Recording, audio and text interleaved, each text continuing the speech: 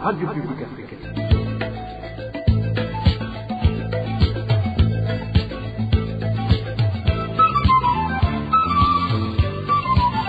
Radio Publique Africaine.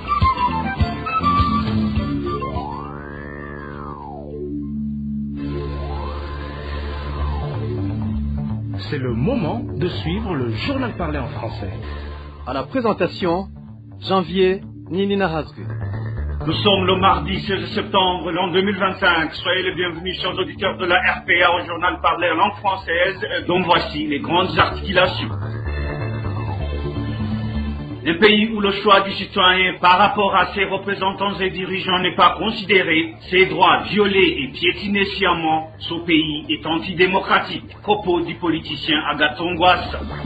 La Fédération nationale des syndicats des enseignants du Burundi plaide pour la facilitation des enseignants qui aimeraient embrasser d'autres secteurs de la vie. Enfin, la coalition Sefor Arusha se dit être hautement indignée par le mauvais traitement et persécutions continuelles dont font face les réfugiés burundais en République humide au Tanzanie. Restez à l'écoute, dans quelques instants, l'édition complète. Encore une fois, bienvenue, ouvrons cette édition par la page Droits de l'homme. Les proches de Désiré Ndaïsenga, enlevés vers la fin du mois de juillet de cette année dans la commune Kayanza, demandent d'être informés sur le lieu où il a été mené. L'arrestation de ce citoyen a été opérée par des individus non identifiés que certaines de nos sources soupçonnent d'être des agents du service national de renseignement. Les détails avec Hervé Iouhi. Ndaïsenga Désiré, c'est le nom de cet ancien militaire dont on ignore où il a été amené après son arrestation par des inconnus le 27 juillet de cette année. De proches de cet individu ont confié à la RPA que cet homme résidait habituellement dans la localité de Kirima, située en commune de Kayanza, et qu'il a exercé le métier de commerçant. C'est d'ailleurs à Kirima, il a été arrêté après avoir reçu un appel téléphonique de personnes non identifiées, soupçonnées d'être des agents du renseignement selon cette source. Des personnes qui l'ont arrêté et enlevé l'ont appelé après 20 heures et se retrouvaient au dépôt à bord d'un véhicule. Personne ne les a vus et jusqu'aujourd'hui, nul ne l'a revu. Il était dans sa deuxième année de retraite et avait travaillé au Kado Mabanda. Nos sources révèlent également que deux de ses amis proches ont été, après son enlèvement, par la police qui indiquait mener des enquêtes et qu'à l'infini, pas être relâchés. Cependant, les zones d'ombre de mer nombreuses sur les circonstances de l'enlèvement de Ndaïsenga Désiré et sur le suivi de cette affaire indiquent toujours nos sources, d'où elles appellent la justice à agir avec impartialité et à accélérer les enquêtes afin de faire la lumière sur ce qui lui est arrivé. La rédaction de la RPA n'a pas pu joindre par téléphone le procureur de la République de la commune de Kayanza, Isaac Ningabira, pour écrire sa réaction. Merci à Hervé Niyouride. De la page droits de l'homme à la page politique, une démocratie qui ne respecte pas et n'admet pas le choix du citoyen ne peut pas être appelée démocratie. C'est ce qu'a déclaré l'homme politique Agathon Rwasa ce lundi lors des activités organisées par la PARSEM à l'occasion de la Journée internationale de la démocratie. Agathon Rwasa a ajouté que les Burundais devraient dépasser leurs appartenances d'origine et se reconnaître uniquement comme Burundais afin que la démocratie puisse réellement s'épanouir. Suivez Agathon Rwasa. Demokarasi rero idashobora kubaha ijwi ry'umunyagihugu ntiba ari demokarasi. Ni bimwe honorable Olivier yavuze ngaha aho ibihe bigeze. La démocratie, si elle ne respecte pas la voix du peuple, ne peut pas être qualifiée de démocratie. C'est ce qu'a dit l'honorable Olivier. Au vu de l'évolution des choses, il est temps que nous prenions conscience et que nous sommes avant tout des Burundais, au-delà de toute appartenance politique ou ethnique. Vous disiez que les autres peuples aiment leur pays et je me demande ce qui nous empêche, nous aussi, d'aimer le nôtre. Ce pays nous appartient à tous. Mais si nous continuons avec ces discriminations et à exclure certains de la vie nationale, cela ne nous mènera nulle part. Si au sein des partis politiques, nous continuons à écarter les uns et les autres, cela n'aura que des effets négatifs. C'est pourquoi je vous propose de rompre avec ces identités sectorielles, politiques, ethniques et religieuses, afin que nous adoptions une seule et unique identité, celle des Burundais. Dans ce cas, toutes les solutions que nous proposerons profiteront à l'ensemble de la population. Ainsi, la démocratie pourra être possible et durable au Burundi. Dans le cas contraire, rien n'est possible. Le plus important, c'est que vous avez tous reconnu que cela est faisable. D'après mes observations, ce sont les intérêts de quelques groupes qui sont à l'origine de nos conflits. Récemment, sur YouTube, j'ai entendu quelqu'un dire qu'il a obtenu son poste grâce à son appartenance politique et qu'il ne peut donc jamais s'opposer à la volonté de son parti. Je me suis alors demandé dans quel cadre un parti politique peut décider pour tout un pays.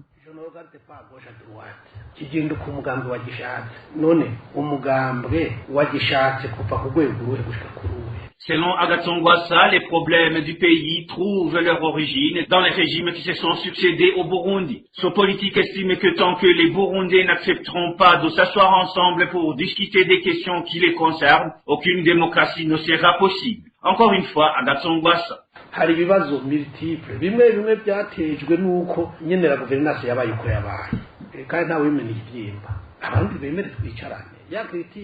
Il y a de multiples questions au Burundi dues aux différentes autorités qui ont dirigé le pays et aucune d'entre elles n'accepte ces erreurs. C'est pourquoi les Burundais devraient accepter de s'asseoir ensemble et adopter la culture du dialogue. Il s'agit d'étudier comment le pouvoir doit être au service de la population. Tout cela doit être discuté ensemble. C'est comme l'exemple de Lincoln.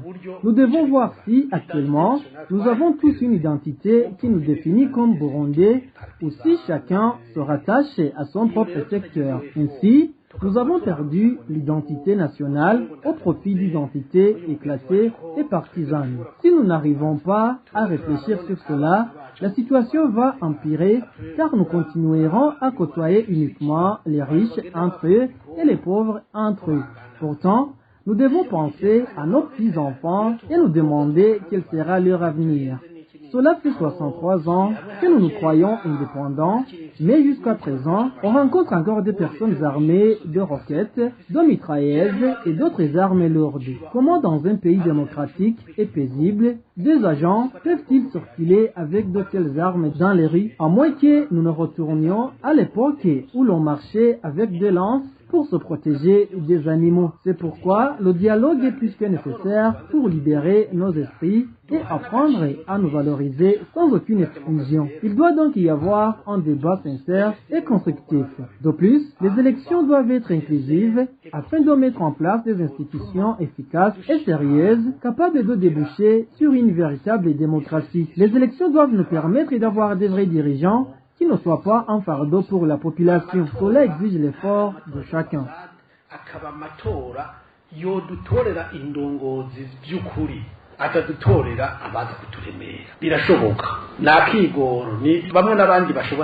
C'était là le politicien Agathon Rwasa. L'avion de la compagnie belge Brussels Airlines, qui était tombé en panne dimanche matin à l'aéroport international de Bujumbura, a finalement été dégagé de la piste d'atterrissage dans l'après-midi de ce lundi pour être réparé avant de reprendre les vols. Les informations fournies par les employés de l'aéroport de Bujumbura font savoir que les activités et la circulation des avions ont repris comme à la normale. Cependant, ces travailleurs continuent à solliciter l'implication des responsables de l'aéroport de Bujumbura, en l'occurrence le directeur général, de fournir un effort pour que cette institution soit suffisamment équipée afin de faire face aux éventuels incidents qui s'y produisent souvent. Une courte pause, puis on continue avec la page éducation de ce journal. Les professeurs du secteur de l'enseignement des métiers continuent de réclamer d'être rétablis dans leurs droits. En effet, 7 mois après avoir été rétrogradés sans aucune explication, ils ne savent plus à quel sens se vouer et craignent que leurs élèves ne soient victimes de cette situation si rien n'est fait pour y remédier. Plus de détails avec Rémi Delagapou. Les chroniques de ces professeurs de l'enseignement des métiers sont nées après la réorganisation initiée par le ministre de la fonction publique qui a mis en place ce qu'ils ont appelé les emplois types. Cet enseignant raconte comment ils ont été aidés. Depuis le mois de février 2025, le ministère de la fonction publique nous a reclassés et a quasiment suspendu nos salaires sur base de leur fameux emploi type. Non seulement ils ont coupé une grande partie de nos salaires, mais ils nous ont également rétrogradés, passant du statut de personnel de l'enseignement des métiers à celui des arts. En les regroupant dans la catégorie artisanat, poursuit notre source, ils se sont retrouvés dans la catégorie du personnel sans qualification, donc sans aucun diplôme, ce qui a beaucoup énervé ces enseignants qui font savoir que cela pourrait impacter négativement sur l'apprentissage des élèves. Les cahiers, les uniformes, bref, tout le matériel scolaire, on ne sait pas où on va trouver l'argent pour les acheter. Le gouvernement doit se ressaisir et nous rétablir dans nos droits, car ce sera très difficile d'aller enseigner les enfants d'autrui alors que les nôtres ont été contraints de rester à la maison faute de moyens. Si seulement ils pouvaient se mettre à notre place, je suis sûr qu'ils comprendraient que l'on ne peut pas avoir le cœur à l'ouvrage, passer 7 mois sans rémunération. Rappelons que le cas de ces enseignants a fait l'objet de questions orales au sein du Parlement burundais. À l'époque, le ministre Habyarimana en charge de l'éducation avait promis de les rétablir dans leurs droits avant la fin du mois de juillet, mais rien n'a jusqu'à présent pas été fait. Merci Aremi Nderagakura. Dans l'entretemps, la Fédération nationale des syndicats des enseignants du Burundi, FENASEB, demande au ministre de l'Éducation de permettre aux enseignants qui souhaiteraient travailler ailleurs de le faire par des voies régulières afin qu'ils puissent partir en toute légalité. Cette déclaration a été faite ce lundi par le président de la Fédération au moment où l'année scolaire 2025-2026 vient de commencer. Antoine Manouma appelle également à une solution concernant les enseignants qui avaient été mutés de leur poste en 2016 et 2017. On l'écoute. Ces mesures qui violent les droits des enseignants. Les enseignants ont droit à la mutation volontairement sollicitée. Malheureusement, des mesures suspendant les mutations octroyées par les directeurs provinciaux et communaux sont souvent prises par le ministre et à l'éducation dans ses attributions. Parmi les réseaux avancés figurent la corruption et la déstabilisation des activités des écoles d'origine. S'il advient que la corruption est réelle, les concernés devraient être punis conformément à la loi. Sinon, ceux qui ont obtenu des mutations, honnêtement, ne seraient pas pénalisés. Nous saisissons cette occasion pour demander aux enseignants de rompre avec la culture de la corruption qui ronge notre société, car le corrupteur et le corrompu sont équitablement sanctionnés. Sixièmement, ces enseignants redéployés en 2016 et 2017, toujours en attente d'être réhabilités. Le processus retour des enseignants déployés en 2016 et 2017 est déjà enclenché. Un certain nombre d'enseignants ont déjà regagné les localités d'origine. Nous avons exprimé notre appréciation positive par rapport à ce geste. Toutefois, une bonne partie importante d'enseignants attendent encore. Ils sont maintenant désemparés suite à l'incapacité de se déplacer régulièrement, de se faire vivre et de faire vivre l'élève. Nous demandons au ministère et à l'éducation dans ses attributions de faire plus d'efforts dans le sens de vider définitivement cette question qui date de longtemps. Au sein de la FENASEB, ils estiment par ailleurs que le changement introduit dans les programmes et les méthodes d'enseignement en 5e et 6e année devrait être évalué afin de vérifier s'ils sont réellement adaptés au niveau des élèves. Selon Antoine Manouma, ces modifications pourraient figurer parmi les raisons qui compliquent l'apprentissage des élèves lorsqu'ils arrivent en 7e année. Encore une fois, Antoine Manouma. Les réformes lacunaires, les réformes techniques atteignent la 6e année de l'école fondamentale. Les enseignants de cette classe clament que le programme d'anglais dépasse leurs compétences ainsi que celles des apprenants. Il en est également ainsi dans la classe de 5e année. Nous avions déjà montré que même dans les classes inférieures, les programmes de certaines disciplines présentent des insuffisances. Il est donc nécessaire d'organiser une évaluation profonde pour remédier aux lacunes constatées. Il est aussi nécessaire de vérifier s'il existe une suite logique entre les matières de 6e année et celles de 7e année, car dans cette dernière classe, les cas d'échec s'avèrent élevés. Nous ne sommes pas exhaustifs sur les défis rencontrés dans le secteur de l'éducation. L'essentiel est que le gouvernement soit disposé à trouver des remèdes dans l'intérêt de la jeunesse et de la nation. Les différentes propositions émises lors des différentes rencontres organisées par le ministère de l'Éducation serviraient de pistes de solutions.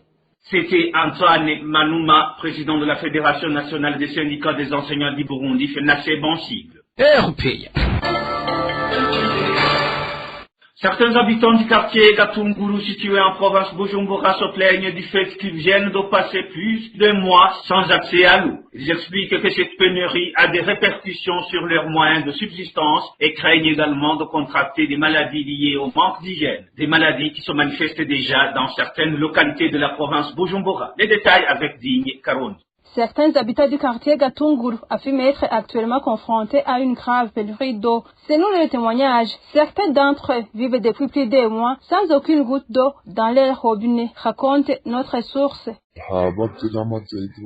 Les choses deviennent de plus en plus graves avec l'eau fournie par l'hydraulique. Il y a des gens qui passent 2 semaines sans l'eau. Il y en a qui sont restés 1 mois et d'autres même 6 mois. Alors que nous en recevions, même si c'était peu. Eux, ils n'en recevaient pas du tout.